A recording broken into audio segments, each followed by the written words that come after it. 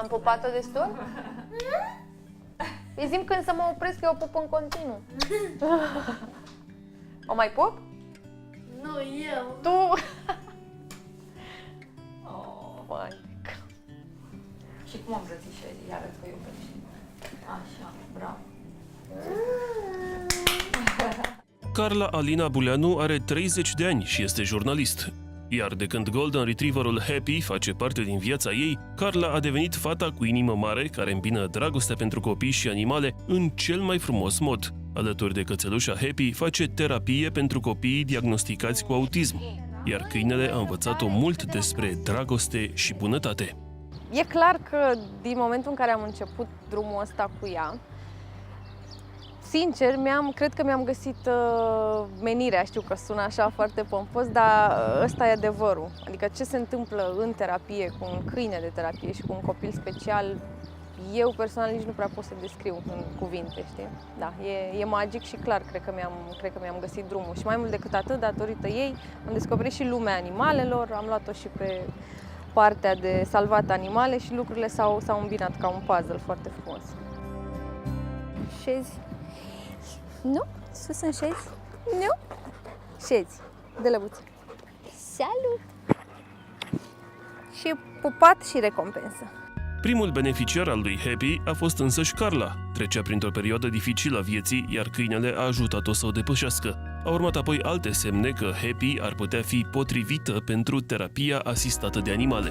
Am lăsat-o odată în parc fără lesă. Era destul de mare la 1 an și a văzut un copil, o fetiță mică, abia mergea în picioare. S-a dus alergând spre ea. Eu m-am speriat enorm atunci. Dar când a ajuns la 1 metru în fața ei, s-a pus pe burtă și s-a dus târâș până la ea. Iar eu am fost atât de șocată și impresionată că un copil de câine, până la urmă, că și ea era mică, și-a dat seama că poate să-i facă rău dacă va sări pe fetiță. Și un al doilea moment, țin minte că era o încăpere, eram într-o conjunctură și în încăperea erau mai mulți oameni, un copil și un copil special în pat. Ea a intrat buluc în cameră, a ignorat pe toată lumea și a sărit în pat lângă copilul special, tot la fel pe burtă, și lângă el a stat până am luat-o eu de acolo. Și am zis ok, am înțeles mesajul, ne apucăm de treabă. Prima condiție pe care trebuie să o îndeplinească un viitor câine de terapie este să nu fie agresiv în nicio situație. Dacă îndeplinește această condiție, câinele este evaluat de specialiști, dresat și antrenat special pentru terapie. Dacă noi mai avem momente ca adulți, pentru că avem, când vedem un copil special, nu știu, să ne fie milă, să îl privim cumva, știi, să fim atenți, să nu facem vreo greșeală, câinele n-are chestia asta. Câinele se duce spre el cu toată iubirea și cu toată afecțiunea de care e capabil și e capabil. Și l acceptă exact așa cum e, nu se uită cum e îmbrăcat, dacă are vreo problemă, știi, iar copilul simte. Deci e o chestie care se simte la nivel non-verbal. Și găsește un prieten și un aliat care îi dă iubire necondiționată din prima secundă. Deci sunteți amândoi niște pupăcioși. În brațele tale. Deci așa ceva. Vai, ce răsfățată ești. Da. E un băiețel, Mihnea? Cred că te-a pus cu gherutele. Mihnea este doar unul dintre copiii speciali ajutați de Happy. Mama lui a ales să încerce și această formă de terapie după ce nimic nu mai dădea rezultate. Băiatul era trist mereu, nu mai avea motivație să facă nimic și nici dorința de a merge mai departe. Între el și Happy s-a creat o relație incredibilă. Adică eu încă sunt șocată, iar feedback-ul din partea mamei lui ne-a lăsat mască pe toți. Știi, pentru că venise în terapie într-un moment în care nu-și mai dorea absolut nimic de la viață, era agresiv și autoagresiv. Și după ce a cunoscut-o pe Happy, totul s-a schimbat. Toate excesele astea de agresivitate au dispărut, își dorește foarte tare să o vadă, a devenit mai sociabil în limitele lui. Iar s-a așezat pe mine. Da, iar s-a Și așezat cum pe e tine. când se așează pe tine? Îți place? Da. Da? Happy pentru Mihnea este o mare bucurie. De fiecare dată o așteaptă cu aceeași nerăbdare. Noi ne vedem doar duminica.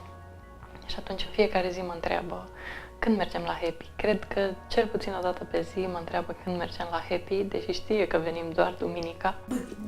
O singură dată. Brad. Și avem și litera? Și un Și litera. spunem o singură dată, da? B, Brad. B, Brad. Bravo! B, Brad Happy. Prin intermediul câinelui, poate că ați văzut în activitățile noastre că învățăm litere învățându-l pe câine, numărându-i bucățelele de mâncare și așa mai departe. Integrăm practic niște activități pe care el le face în alte terapii și la școală, în activitățile pe care le facem cu câinele. Carla face voluntar terapia asistată de animale. Spune că bucuria pe care o simte când terapia dă rezultate este cea mai mare plată pe care o poate primi. Până acum nu mi-a pronunțat numele. Nici mie, nici psihoterapeutei și deodată s-a uitat în ochii mei și a zis: Alina, te iubesc. Și eu, sincer, m-am blocat, adică chiar m-am blocat și m-am tras puțin aer în piept atunci și m-am întors spre el și am zis, și eu m-am dus, l-am luat în brațe și a fost un moment, cum îți ziceam, nu prea pot să le descrie așa în cuvinte.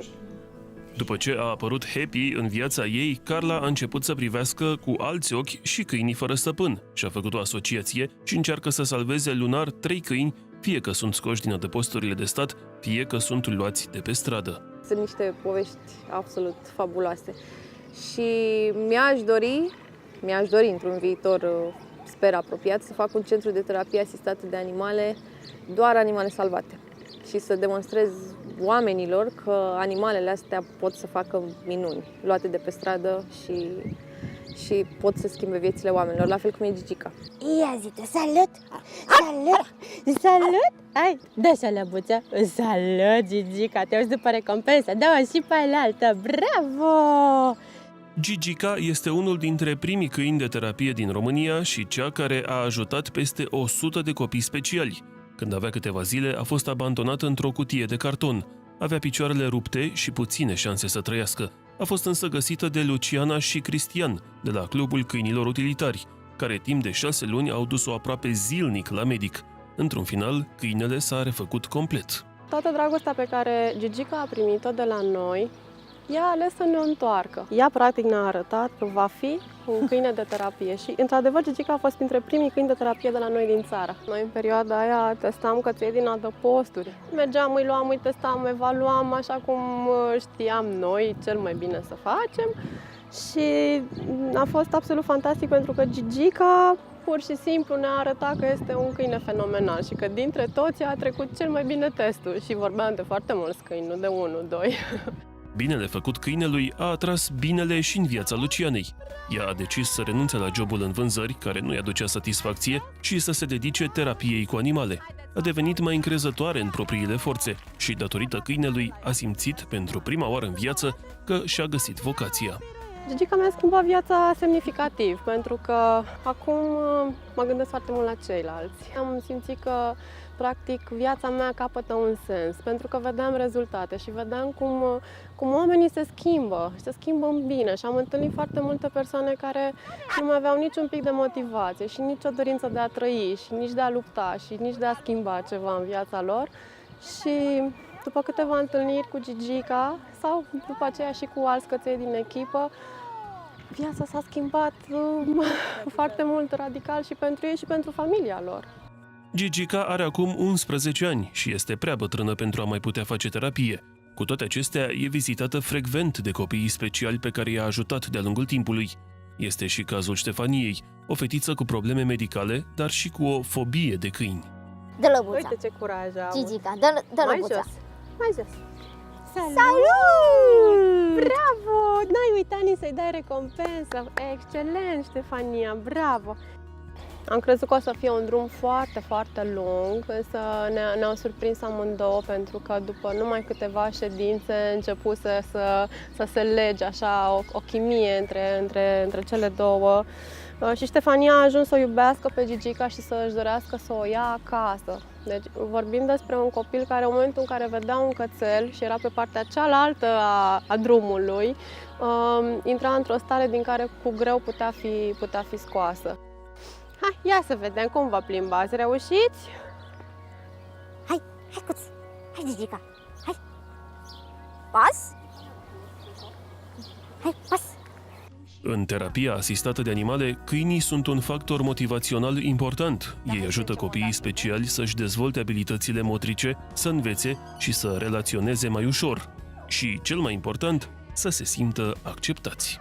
La noi au ajuns foarte multe familii care trec printr-o dramă, pentru că nu este deloc ușor să aștepți să ți se nască un copil tipic, un copil fără probleme și să realizezi după aceea că drumul este foarte lung și că uneori chiar nu sunt șanse de izbândă. Niciodată n-am avut pretenția că noi reușim să vindecăm ceva.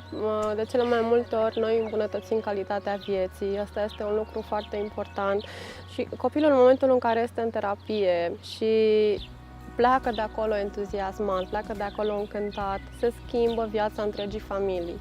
Și vin părinții după aceea și ne spun, este incredibil ce se întâmplă. Carla și Luciana cred în puterea oamenilor de a salva orice animal și în puterea animalelor de a ne salva pe noi, oamenii.